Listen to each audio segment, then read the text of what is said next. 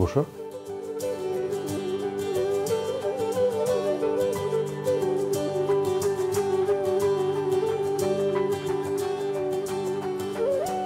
তোমার তো দেখছি অনেক সাহস। আমি অনেক ভীতু। কোথায়? ডাকাতের সামনে আমার অর্ধেক বয়সী মেয়ে হয়ে তুমি যেভাবে দাঁড়ালে। আপনার তো অনেক সাহস। প্রথম তো ডাকাতের সাথে আপনি কথা বললেন, আপনারে দেখে তো আমি সাহসটা পেলাম। সে তো বলতেই হতো, তারপরে তুমি যেভাবে কথা বললে ডাকাতের সাথে, আমি তো বলে আমারে লজ্জা দেবেন নাই।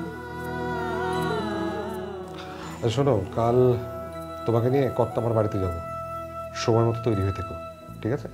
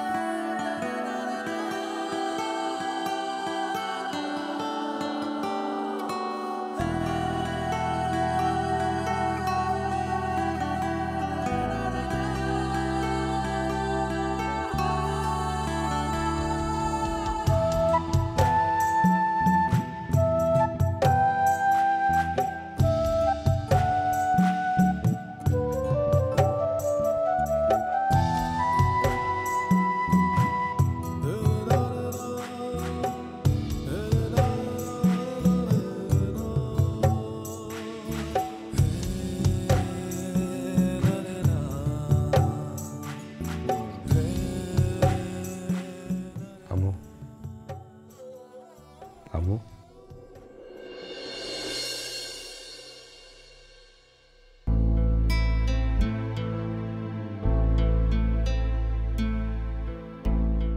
তুমি তৈরি হও, কর্তামার বাড়ি যেতে হবে।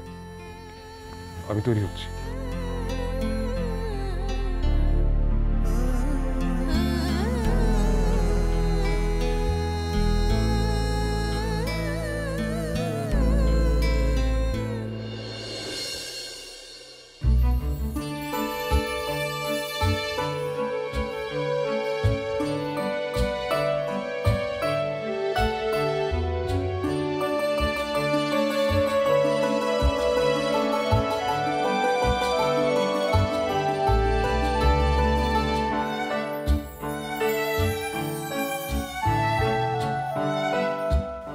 বাবা, কত বড় বাড়ি!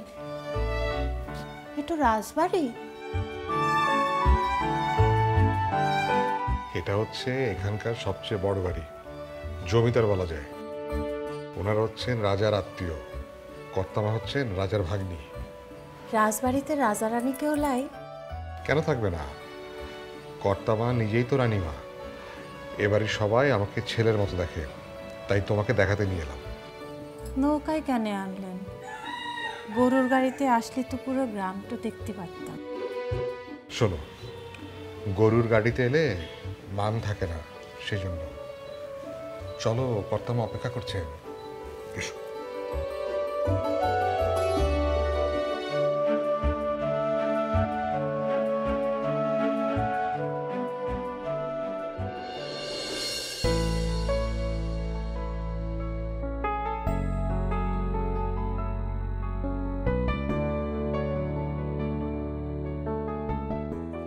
রাজার বাড়ি বলে কথা, এই গ্রামের যা কিছু দেখবে সব হচ্ছে ওনাদের দান। ওই যে কর্তামা আসছে।